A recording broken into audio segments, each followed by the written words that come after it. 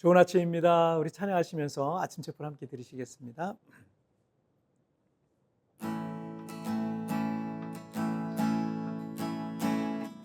예수 아름다우신 위대하신 주 부활의 주 어린 양 거룩하고 새벽별 같은 나의 구주 모든 하늘 찬양해 모든 마음을 우리 주 경배해 아름답고 놀라우신 모든 이름보다 높은 이름 아름답고 놀라우신 주의 이름 높으신 그 이름 예수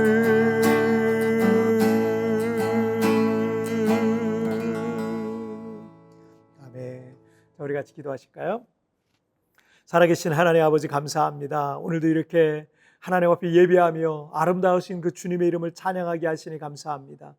하나님은 얼마나 크고 놀라우신 분이신지, 하나님이 얼마나 위대하신 분이신지 하나님 온 세상 사람들이 그 사실을 알게 하여 주옵소서. 오늘 예배하는 우리에게도 그 하나님의 크심과 영광스러움을 하나님 더 선명하게 보는 귀한 시간 되게 하여 주옵소서. 감사하며 예수님의 이름으로 기도하옵나이다. 아멘. 오늘 우리에게 주신 하나님 말씀은 에스라 7장 11절부터 13절까지의 말씀 제가 봉독해 올리도록 하겠습니다.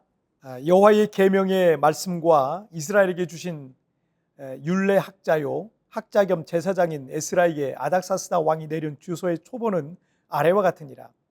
모든 왕의 왕 아닥사스다는 하늘의 하나님의 율법의 완전한 학자 겸 제사장 에스라에게 조서를 내리노니 우리나라에 있는 이스라엘 백성과 그들 제사장들과 레위 사람들 중에 예루살렘으로 올라갈 뜻이 있는 자는 누구든지 너와 함께 갈지어다. 아멘.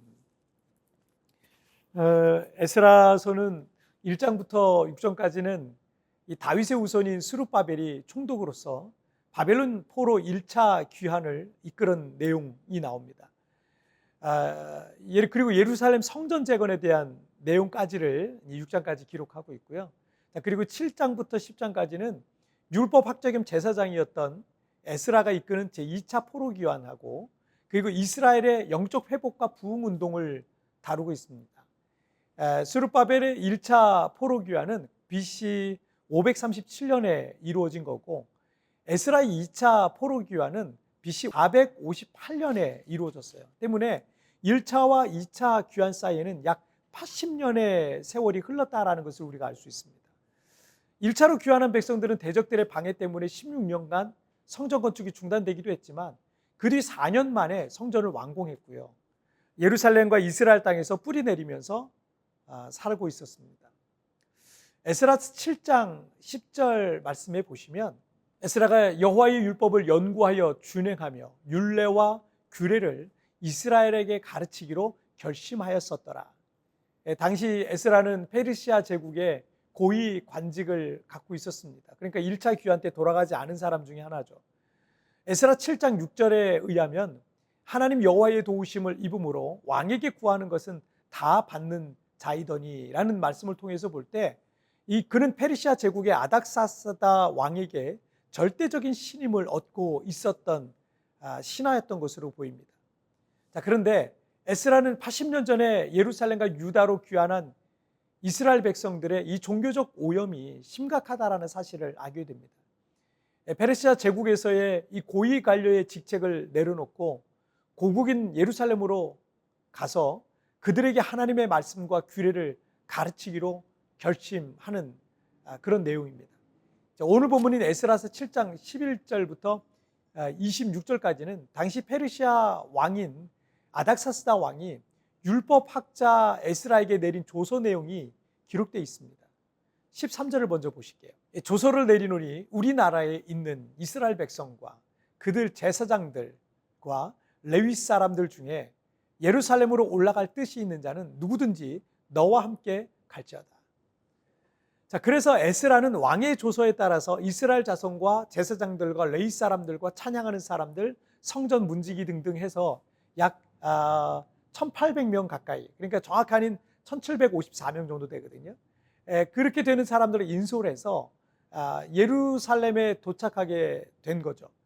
자, 그런데 우리가 오늘 다 읽지는 않았지만 14절부터 26절까지 있는 페르시아 제국의 왕 아닥사스다가 에스라에게 내린 조서의 내용을 보면요, 아니 어떻게 이런 일이 있을 수 있나라고 생각이 들 정도로 대단한 내용들이 많아요. 왜냐하면 이 아닥사스다 왕과 왕의 고위 관료들이 이스라엘의 하나님께 많은 은금을 막 성심으로 드리는 거예요. 아니 포로들이 자기 고향으로 돌아간다는데, 여러분 식민정책은 그렇게 하면 원래 안 되잖아요. 식민정책을 하려고 하면 그냥 다 흩어져 있어야 독립도 안 하잖아요. 그런데 자기네 나라로 돌아가겠다는데 은금을 성심으로 드리고, 그리고 바벨론 온도에서부터 또 기부금을 받아요. 그 기부금을 갖고 여호와께 드릴 제물들을 구입해서 예루살렘 성전의 제단에 속히 제사하라는 거예요. 또 페르시아의 궁중 창고에서 무엇이든지 하나님께 드리고 싶은 것이 있으면 다 가져가라는 거예요.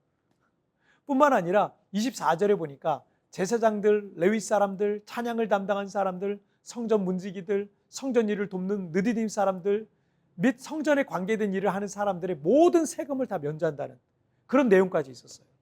그리고 에스라에게 법관과 재판관 등을 임명할 자격까지 전적으로 부여했던 겁니다. 그러니까 에스라에게 모든 권한을 다 줘버리는 거예요. 아닥사스다 왕의 이 조서의 마지막 부분인 26절을 한번 보실까요? 물은 내 하나님의 명령과 준행하지 아니하는 자는 속히 그 죄를 정하여 혹 죽이거나 귀양 보내거나 가산을 몰수하거나 옥에 가둘지니라 하였더라.